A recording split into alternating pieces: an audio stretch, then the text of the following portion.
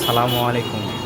আজ নজিপুর 14 ব্যাটালিয়নের সামনে একবারে বাঁশমাধুরীর কাছ পর্যন্ত একটা অ্যাক্সিডেন্ট ঘটে।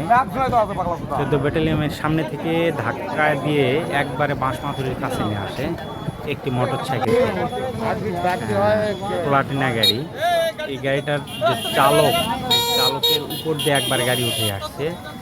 এই চালকটি সাথে সাথে এখানে মারা যায়, একটু পর দেখাবো। তো এই বাজের যে চালক আছে, এই চালক যে কোন দিকে তাকায় গাড়ি চালাচ্ছিল আল্লাহ ভালো জানে। দেখেন, দেখতে পাবেন এ একবারে 30 থেকে 40 ফিট সর্বনিম্নে ধিদ্রায় আনছে। এই যে দেখতে পাচ্ছি 14 ব্যাটালিয়নের সামনে থেকে একবার বাঁশমাধুরীর কাছে এনেছে ধিদ্রায়।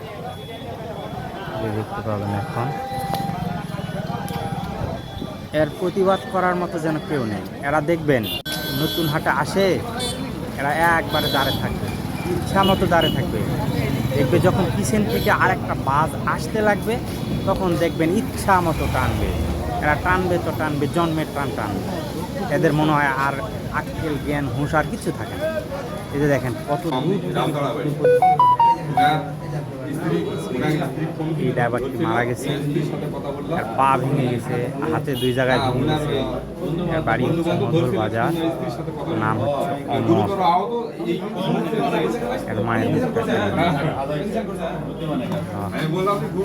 ড্রাইভারের অসাবধানতার কারণে চলে গেল।